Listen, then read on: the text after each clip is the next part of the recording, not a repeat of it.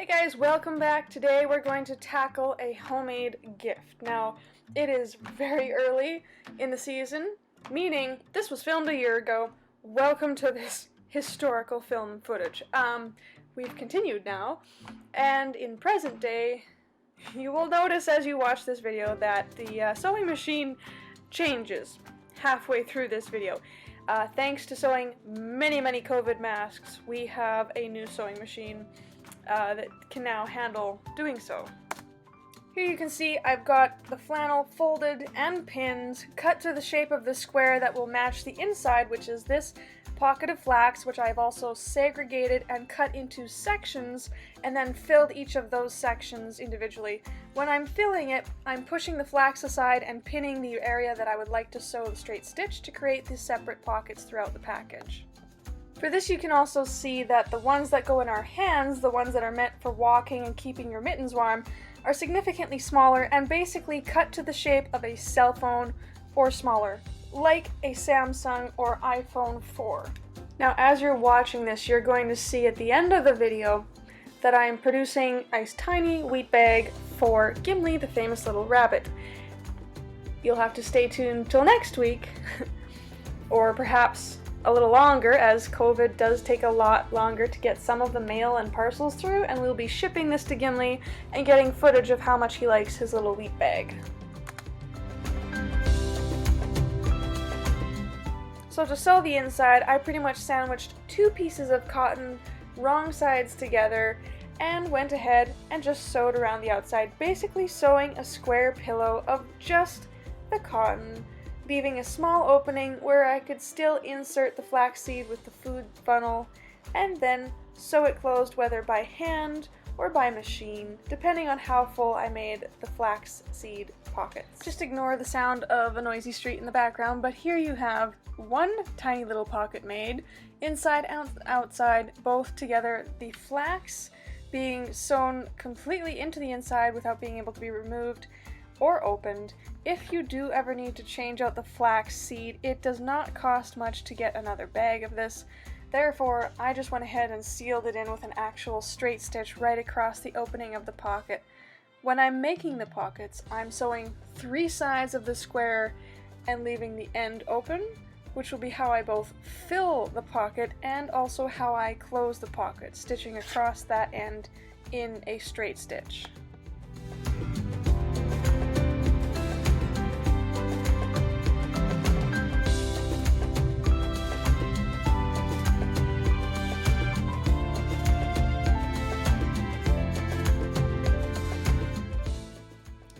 So we finished the tiny little pocket, we finished one set of hand warmers.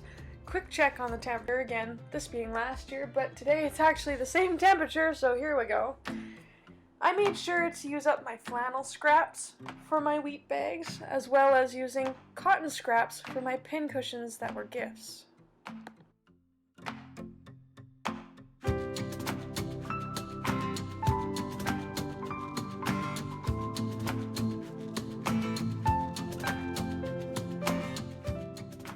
So while we're on the topic of hand making our gifts, I also go a step further and hand make the gift tags, hand make the labels, hand make the shipping labels. I will save shipping products such as boxes throughout the year so that I can use them at a later date. The back of the Canada Post catalog does have a 25% off shipping coupon, which if you're in Canada, that ends up being a big deal because a lot of our express post mail does end up costing. It is better to, of course, bundle your shipping items together if that's something that you would prefer, and then do one larger trip to Canada Post instead of 2 or 3 smaller ones. So back to the real tutorial. This is the finished product of the wheat bag, this one being for my sister-in-law, and at the end of the video you'll see the wheat bag that I made for her pet rabbit.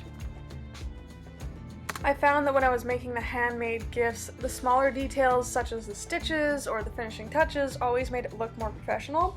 So on this one I did use a blanket stitch in line with the straight stitch.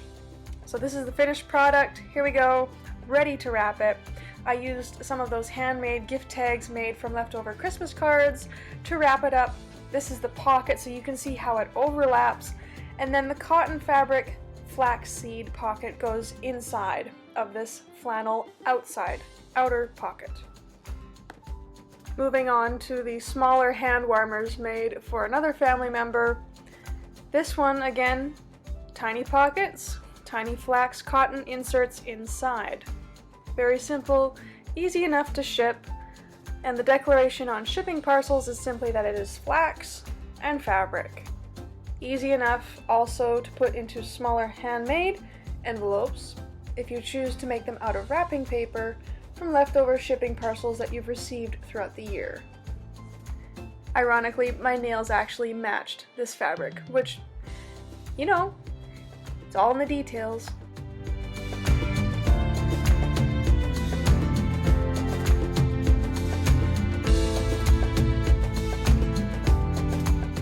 I am going to take a moment here now to interrupt our current sewing tutorial and show off a mask that Sewn for Sport has made, as well as a new sewing tool debuted in our workshop, and it is very difficult to carry on in this video without addressing the elephant in the room, that being my sewing machine is different than it is in the beginning of this video, and there's actually about a year's time of difference between when we began filming this tutorial, this specific one, and then of course coming to 2020. And as we begin again now with the tutorial and carrying on with this video, picking up where we left off, I wanted to make sure we at least addressed that this is here. And because we're welcoming this new tool into our workshop, I will be doing a proper review of this sewing machine at a later time, specifically some of the smaller, less used functions that I had questions about when I was researching which machine to get and what this one offered compared with some of the other brother machines, as well as some similar machines offered by different companies. It is interesting to note that often a warehouse that produces a sewing machine like this will produce other similar sister company sewing machines overseas as well. So when you are choosing one sewing machine over another, there is not often a lot of difference or need to worry about difference because they are so similar.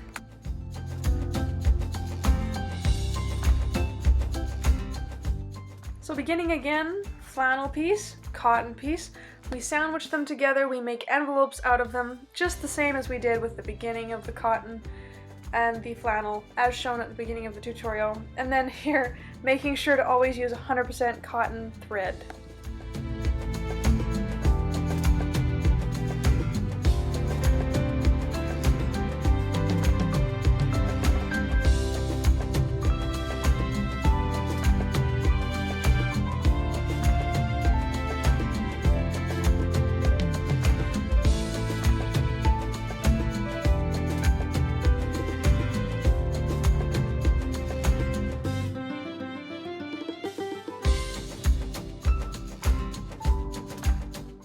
So as every seamstress knows, of course there's always 1,000 projects calling your name, and here's my pile of cotton that I intend to turn into masks. So here, beginning again with the rectangular cotton insert for the flaxseed that goes inside the flannel pocket, here I am turning the corners, lifting the presser foot each time I hit a corner. On the Innovis 1300, that is an actual separate button. Instead of manually lifting the presser foot, there is an actual button that controls this. And it's important that I am using the button versus forcing the machine to lift the presser foot when it's already automated to do so. And I'm actually doing the same when it comes to the presser foot and doing the top flannel sections. It is only slightly different from the process I used to do on a regular manual machine. The Innovis does tend to be very, very automated, and there are many features that I'm still reading up on as to how to use them. So laying out the cotton, matching it to the flannel. The cotton is always wider than the flannel by the time it comes to actually cutting and sewing, and then we end up trimming off the excess hem allowance once it comes to fitting it inside the inner pocket. Remembering that the flannel is always flipped inside out, so it loses some of the width. So here I'm actually adjusting the cotton that goes inside, matching it to the flannel outer piece, going back, seeing if it's wide enough, remembering that my pocket that will hold the flax is going to puff up a little bit, and it's going to increase the width of the flannel piece. And then once I decide that I like the final shape, I'll go in with a zigzag stitch and I'll actually enforce or reinforce each of the seams that I had put down in a straight stitch. That way little pieces of flax don't escape. I ended up cutting the pink one smaller, redoing one of the side seams, trimming it all up, and now look, it is the right size and length in order to fill the pocket. Now when I fill the flax inner pocket, I often leave that cotton piece longer than when I'm going to have it once I actually insert it into the flannel envelope, because I want enough space that I can handle it, sew the flax inside it without all the flax spilling out. So you see there's actually about 2.5 inches of overhang here that I trim off at the end, and then I reinforce my reinforcement of a zigzag stitch with another zigzag stitch, and now it fits. They're the right size, it's the right length, it's puffy enough for the bunny. He's just gonna lick it anyway because that's what he does, because apparently he likes the smell of the flax once it's been roasted in the microwave, and he just can't help himself. So here we go.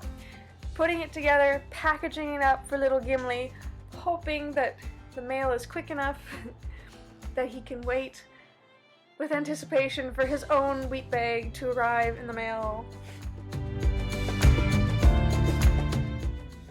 This being the one for my sister-in-law, also finished, ready to go, ready to be shipped.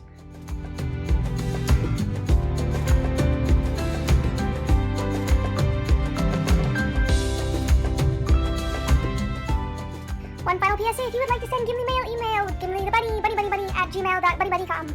Thank you for watching! Big one, small one, some as big as your head. Give a pinch.